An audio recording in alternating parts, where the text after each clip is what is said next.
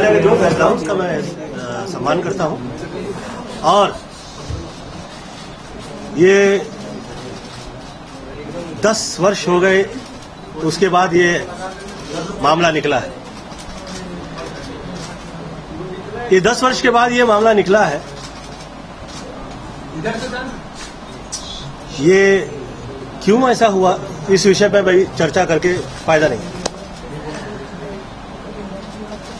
वो इसलिए क्योंकि जिस वक्त ऐसी चीजें होती हैं जिसमें 2005 से लेकर 2015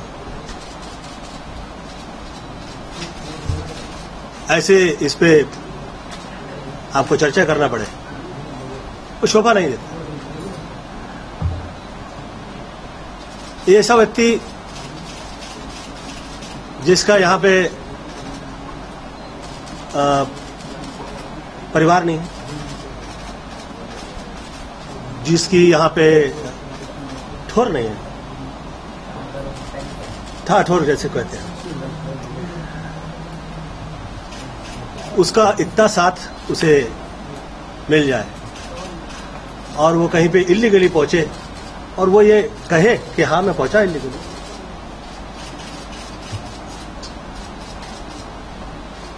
तो उस पे ये इतना ज्यादा हुआ।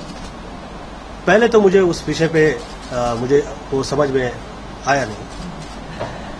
समटाइम्स ऐसा होता है कि हम सम्मान करते हैं लोगों के दिलों के भाव का और दिल में इच्छा या मंशा इस तरह की नहीं होती कि किसी को कष्ट पहुंचाए या किसी का काम उसका ठहर जाए, कतई नहीं, इस तरह के भाव नहीं आते।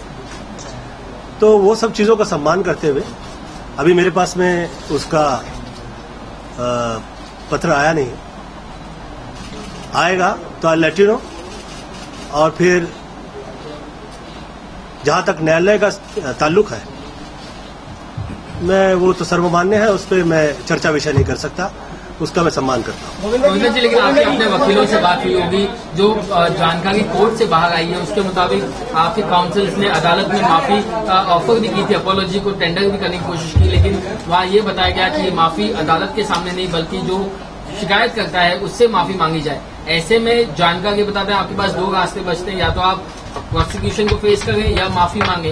ऐसे में आप कौन सा रास्ता आप चुनना चाहते हैं? मैं उस पर अभी चर्चा नहीं कर सकता, मेरे हाथ में वो आया नहीं है इस वक्त। ये मैं उस पर अभी चर्चा नहीं कर सकता हूँ, मेरे हाथ में इस वक्त अभी तक आया नहीं है पत्र। I will let you know after it comes to me. क्या ये कहा जा सकता है कि आप अपने वकीलों से पहले मिलेंगे, उनसे राय मशवरा लेंगे, फिर आगे की रणनीति तय करेंगे? ये इसमें ये रणनीति का क्या इसमें चर्चा है? मुझे ऐसा लगता है कि इसमें विषय नहीं है, वो सब विषय नहीं है। वो मुझे ऐसा लगता है कि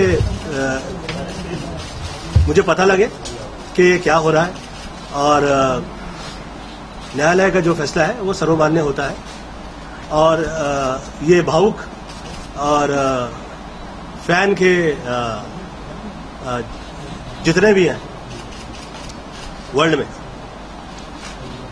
वो ये सोचने लायक चीज है कि जिस वक्त वो कहीं पे इल्लीगली पहुंच जाते हैं और आउट ऑफ लव कहिए या आउट ऑफ भाव कहिए या आउट ऑफ ये कहिए किसी के कहने पे, या जैसे वो इतना साल खींचते नहीं है ये सब चीजों को, खास तौर पे वो जो यहाँ के रहने वाले नहीं हो, यहाँ के उसके बावजूद इतना ज्यादा 10 वर्ष निकल गए और उस पर यह हो रहा है। मैं सरप्राइज्ड हूं।